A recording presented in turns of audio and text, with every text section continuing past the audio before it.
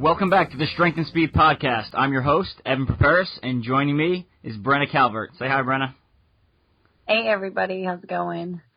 So we took a little bit of time off, but we got both of us back now, and we're ready to bring you more great episodes. With all the training and Brenna busy on Build Crew, sometimes priorities have to take over the podcast. So I apologize, but thank you for staying with us, and thanks for listening. This episode is brought to you by Harbinger Fitness. Yeah, so Harbinger Fitness, check them out for your workout and lifting needs. They're a sponsor of the Conquer the Gauntlet Pro Team. They've got great workout lifting belts, male and female specific. They have weighted dip belts. You can get all your glove lifting needs, hand, wrist straps. Definitely check them out. They get you covered and, prepared for your lifting and heavy workout needs. They also have a weighted vest for those of you looking to make your training progressive, making maybe pull-ups or monkey bars a little bit harder. So, yeah, check out Harbinger Fitness and see what they have to offer. Today joining us on the podcast is Jordon Buscemi. Jordon is a competitive OCR athlete from Wisconsin. He's been a force to be reckoned with at Conquer the Gauntlet. He's shown up to 4 Conquer the Gauntlet events and has 3 wins and 1 second place. So if you see him on the start line, you better watch out because he's going to get on that podium. He's also fairly accomplished in several other events. I know he's won and placed podium at a couple dirt runner events. So, Jordon, welcome to the show. Hey, guys. Thanks for having me. Cool. Yeah, welcome and congratulations on your latest win at TTG Houston, man. That was awesome. Yeah, Texas was great. The people were awesome, and the race was awesome as well.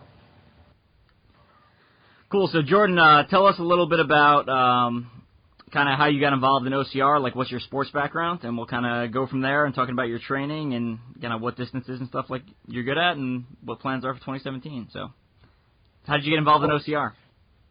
It was actually a buddy of mine. He brought me to Spartan race. I was just doing pretty much local 5Ks and stuff like that just to keep myself competitive.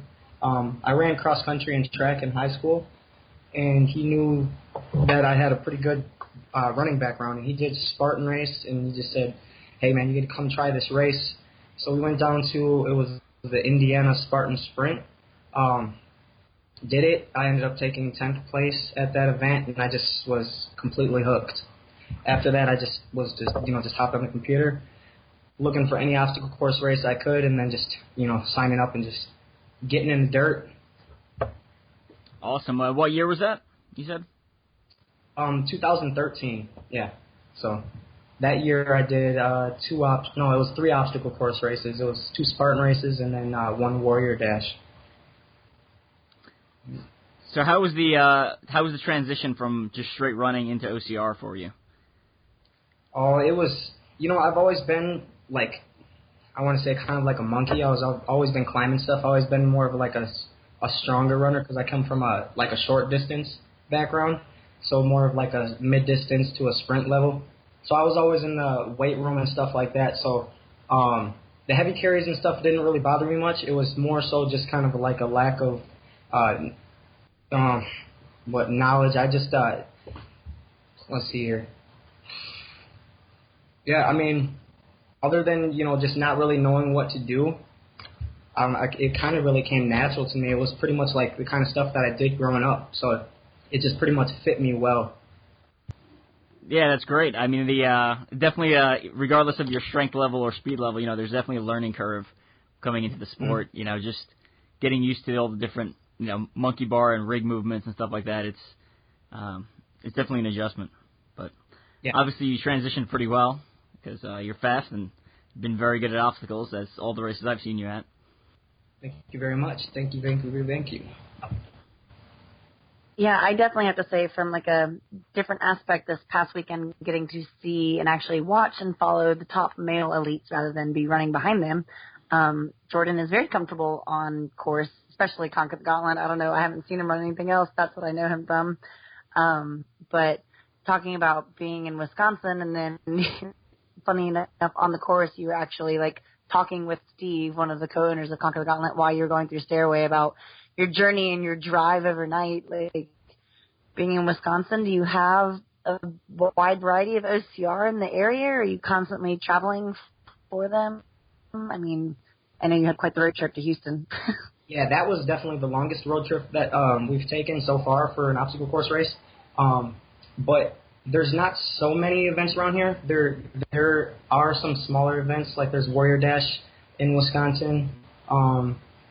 They had the Spartan Sprint in Miller Park, but that was that was the Stadium Series. I don't really like the Stadium Series much. I like to get in the dirt. They have like the Chicago Super, but most of everything is a little bit of a drive. So we're always driving and just trying to find new events and try new things. Dirt Runner's not too far from us. That's about 2 hours from where I live. So, and that's in Illinois. So we get down there as much as possible too, because that's just an awesome event. So you say we. I know I always see you with the same couple of guys at pretty much every event. So who's your training racing crew that you run with there? So I go with, his name is Jacob Rodriguez, Eric Carranza, Nick Cron, Antonio Pusateri, and then a new guy that is with us now is Anthony Brilla. But it's mainly me, Eric, and Jacob. You know, that's pretty much who you're going to probably see at every single event with me. Yeah. Eric I met in obstacle course racing, and Jacob I grew up with his older brother, and I kind of transitioned down to hang out with the younger brother because he's got like the same interests as me. Cool. Yeah, it's always great seeing you guys at the events. The first time I actually saw you was I think Warrior Dash, Illinois, and I'm like I was like chasing after you, and I'm like, all right, I'm gonna close in on this guy towards the end because I typically get better the longer the race is. And I remember like at one point you turned back and you're like, yeah, you're doing good, man. And then you just fucking took off and like left me in a trail of dust. I was like, damn it. So, man, you were hunting me down in that race. I remember that one, man. You were chasing me down. It wasn't easy for me, trust me. Did you see the live footage from Houston? No, I was. I only caught part of it. I was busy doing Ragnar Relay, so I was getting into I know vans. it's long, and it's like 50 minutes of it, but you need to go to the end. And Jordan was just amazing and cracking me up because, I mean, he was in the zone racing. This was like the second to last obstacle. I think they had crank and then the 5 balls and then more cowbell. Jordan is just like smiling and waving to Facebook Live and like talking as he's going over the 5 balls. And then he got up on top of the 5 balls and posed. And he posed when he was doing crank. But it was just amazing because watching him from athletically, he was crushing it. So like you said that you were chasing him down, he was just gunning it and then turned around and kind of was like, yeah, you're doing good.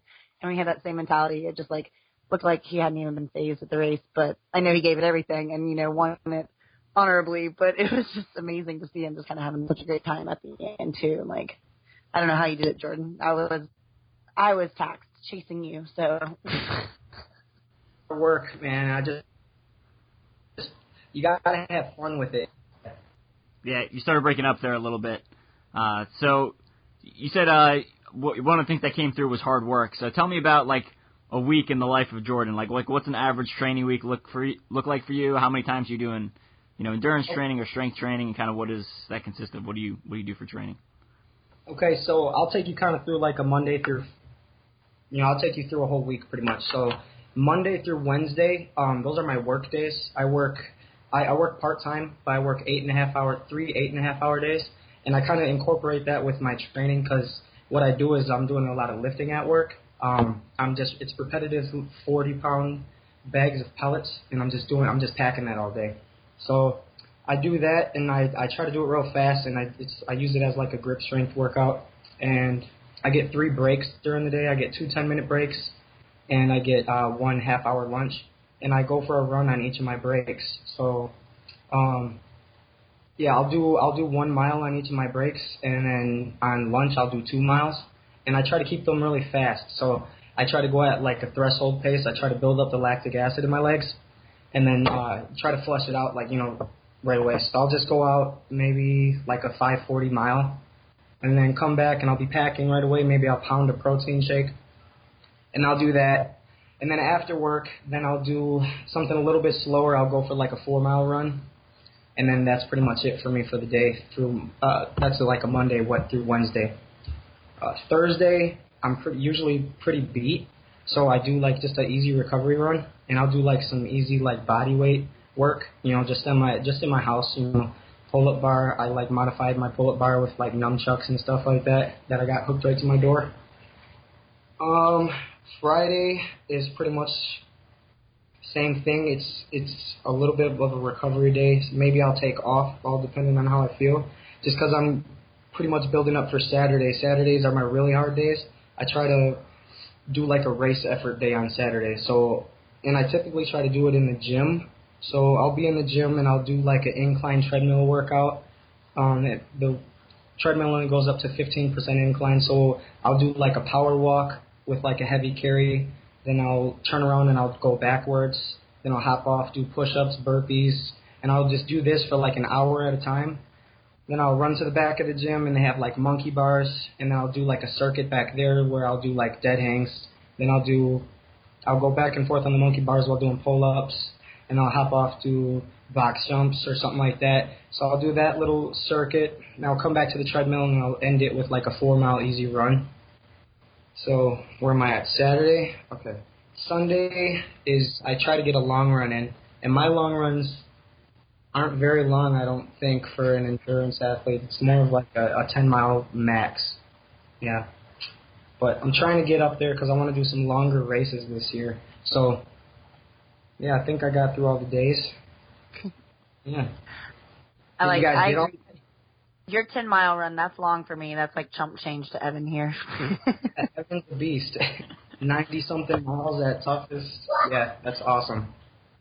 Yeah, I mean that's where I'm good, my endurance. But it sounds like you got a pretty good schedule there, and I like how I think that the amount of dedication it takes on like a 10-minute break just to go sprinting off for a mile run is actually pretty impressive. Because I know like in the middle of the workday, I typically don't want to do anything, right? Like I don't know, you just get kind of in the zone, and having 10 minutes and using every minute of your day for training is impressive. So definitely a lot of kudos for that. I appreciate that. I got a really strong, the people that I work with are really nice, and they, even on the days that I'm like, I'm not going to run today at work, they'll be like, no, dude, you're going to get out there and you're going to go for your run, So, so I pretty much, they help me out.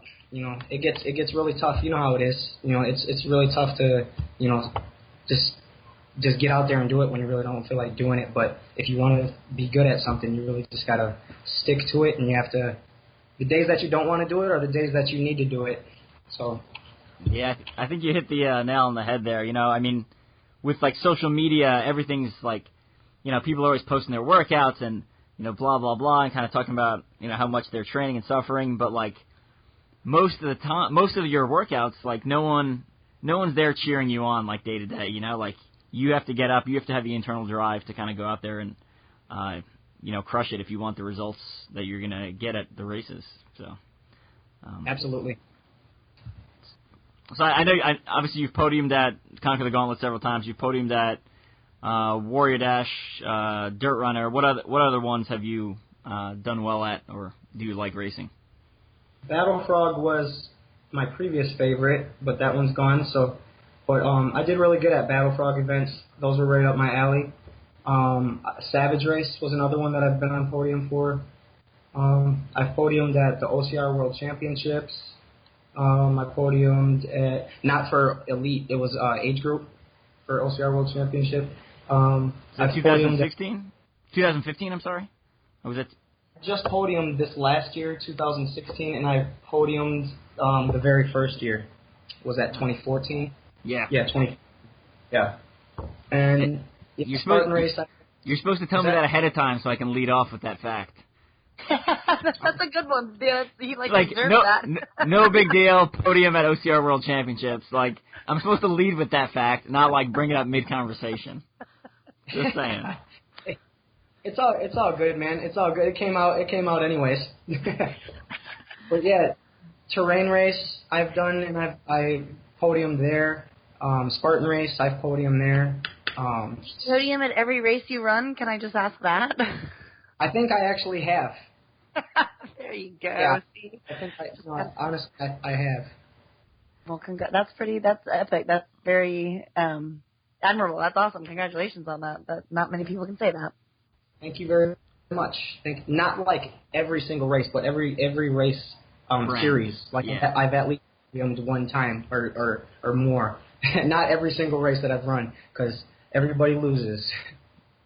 Yeah, absolutely. I mean, I think again, people always talk about their big accomplishments, but everyone has a bad race every now and then. So.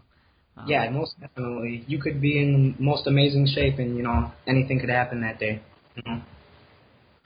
So we do like to highlight some of the smaller race brands, and I know you've run several of Dirt Runners events. It's one of the permanent obstacle courses just outside of Chicago. So can you tell us a little bit about some of the Dirt Runner events you've done and kind of what their course is like?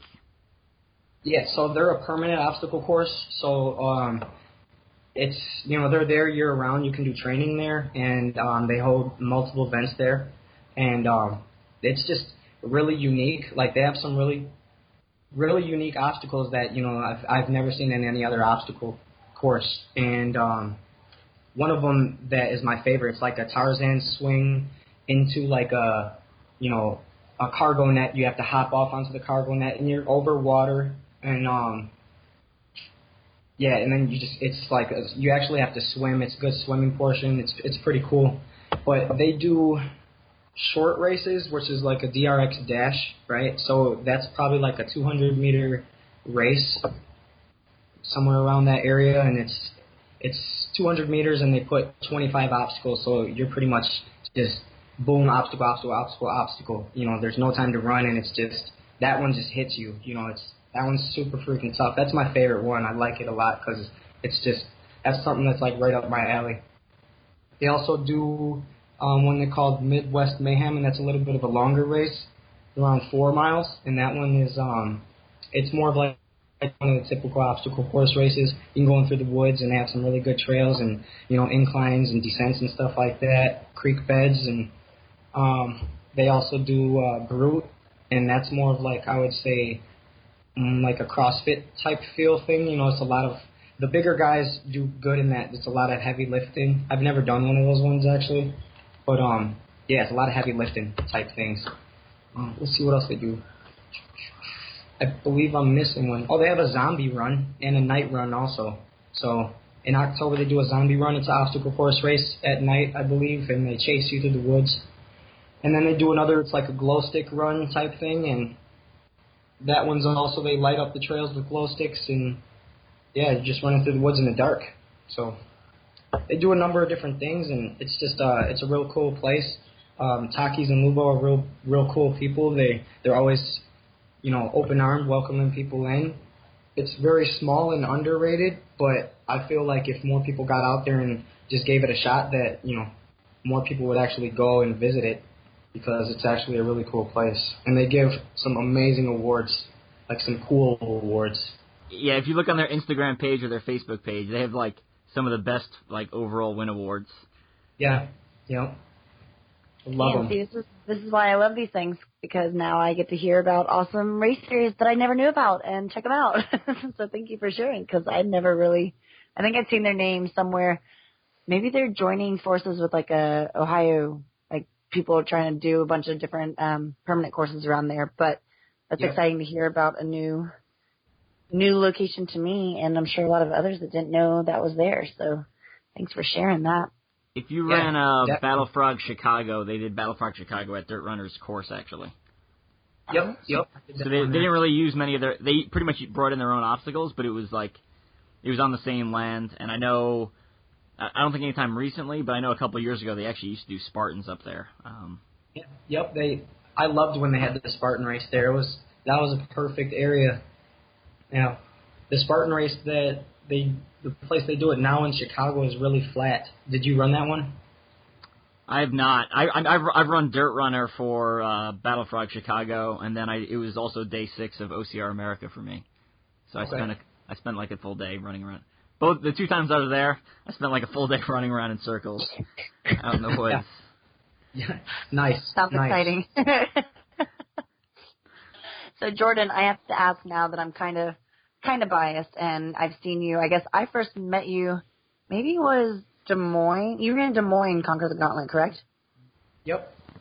Yeah, so I think maybe that was where I first met you. I'd heard about you from Conquer the Gauntlet, but as an elite athlete and someone that podiums and does really well, I would like to share and point out that you also, along with your buddies that you travel with, volunteer pretty much. I know at least the ones I've seen you at every CTG, so you basically run, kick butt, maybe win or get second, and then you volunteer all day and help tear down. And like in Houston, you were out there all day. So do you do that? Do you try and volunteer? Have you volunteered at other race series, or are you just partial to Conquer the Gauntlet, or like I try to get in. I try to volunteer at all the races. I feel it's a good way to, communicate with the community and just help out. And obviously you save money too. Like some of these races can get really expensive, but I like helping people, and I like being involved. And it's just nice to being like in, I guess, an elite athlete. You run a lot of time. You run right away in the morning, and you don't really get to see what's going on the rest of the day. A lot of the guys just take off, but it's nice just to watch people get over these obstacles and just do it, And then just to get involved and help out as much as possible it's nice. It is. So I like being involved as much as I can. I respect that. Yeah, I think that's great. I know, like, sometimes because we're in this microcosm of like OCR, right? Like the first wave. Sometimes you forget that like other people have trouble on some of these obstacles, and it's great. I know I've gone back out on the course and helped volunteered occasionally, where like I help pull people over obstacles, and it's a different experience. So if you've never gone back out for the second lap, and like actually help people, I think it's definitely a cool thing to do, and it kind of pulls you in closer to the community as a whole. So I think that's awesome. It really is. It is. Just seeing how happy somebody gets, just receiving that medal at the end of the race, and it's just sometimes you kind of forget about that. Like, for me, I'm sure, a lot of the athletes, they have so many medals, and a lot of the elite athletes, they just kind of like toss them aside and they don't really care about them much. But then you see somebody else that, they struggled at an obstacle and they're there for 30 plus minutes, and then they finally get it, and then they finish the race, and, they might not have won prize money or they didn't, finish in the top, but they got that medal, and they're just like, can't stop talking about they earned that medal. I feel like that's just awesome. And like a lot of the elite athletes forget about that, and I just think it's just something really cool to witness, Yeah, absolutely.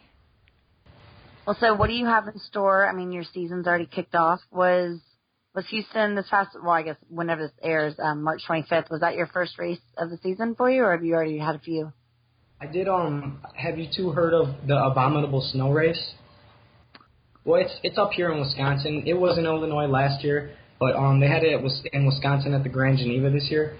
But I did that one. That was at the end of January, I believe. Wow. That was a really nice one.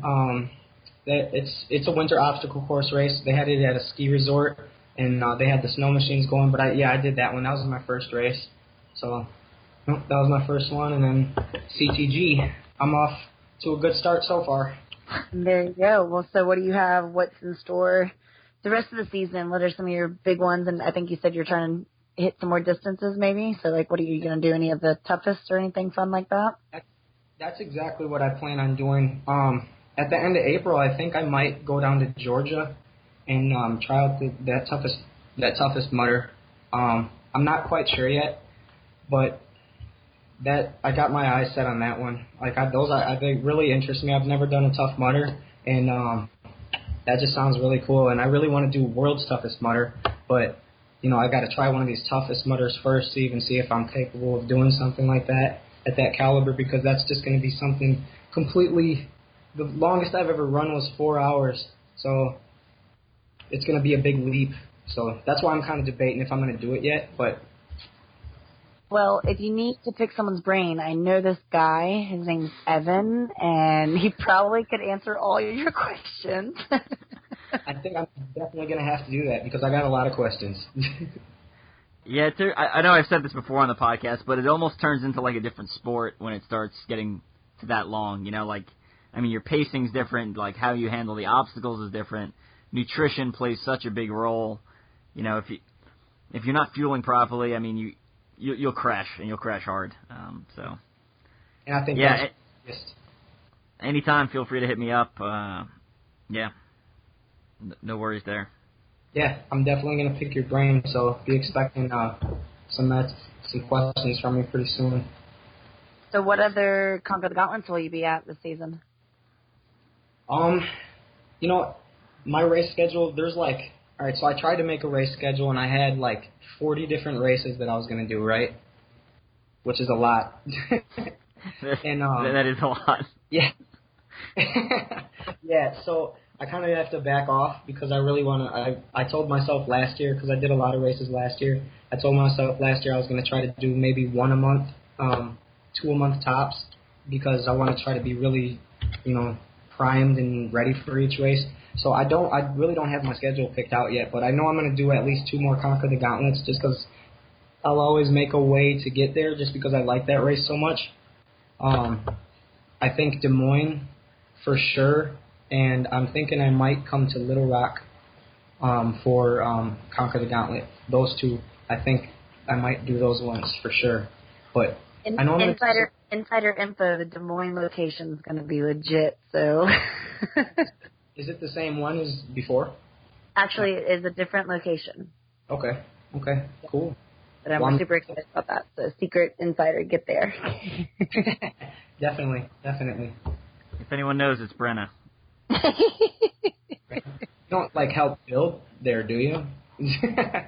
What? Do you, work for them or something? Are you on their program? How do you know so much? So I'm officially started out last year as a pro team athlete and then, volunteered my time / made them accept me. And then this season I'm not racing any more CTG races. I am full-time build crew and staff and marketing and social media. So I got your insider info here. That's, secrets on the podcast. Right, that everybody will soon hear. Brenna just, I think we've talked about this before, but Brenna just kind of forced her way into the company, so. Pretty much. It's a good technique, though. It worked. Yeah. And that's what I'm saying. Buscemi met these guys. You know how cool they are. That's why I wanted to hang out with them. Yeah, for real. That's some tough stuff, man. What you guys do. Oh, my gosh. That's why people were laughing. I think race day, even outside of driving my car, they were like, "Why aren't you racing?" I was like, "I got 10 miles on my watch right now. I don't know what y'all are talking about. I'm feeling good." So. Oh, man. Are you planning on doing US OCRC? The one in Texas. Yeah, I think I will, but I'm standing up at my cousin's wedding on Friday, right? So I would have to leave Friday. I would have to catch a flight Friday and then just get there, pretty much try to get some sleep on the plane, and then just race right away. But I think I am going to do that just because it's the first of its kind, and I really just want to be there for it. So, I mean, plan to see him there. We'll see him sleeping in his car and then get up and crushing it and podium the next day. Awesome. Might try to hang my hammock on the plane. Yeah, see if they'll allow me to do that. That'd be a nice one. And then I'm sure we can expect you at OCRWC again. Would that be correct? Definitely. I've done all of them so far, so I just got to keep going. So I will be there. And that was a crazy course. Super hilly. Yeah. So I know you're. You always wear a Wisconsin OCR, jersey. I think you guys have a Facebook page also. So can you just tell us a little bit about Wisconsin OCR? Do you consider yourselves like a club or a competitive race team?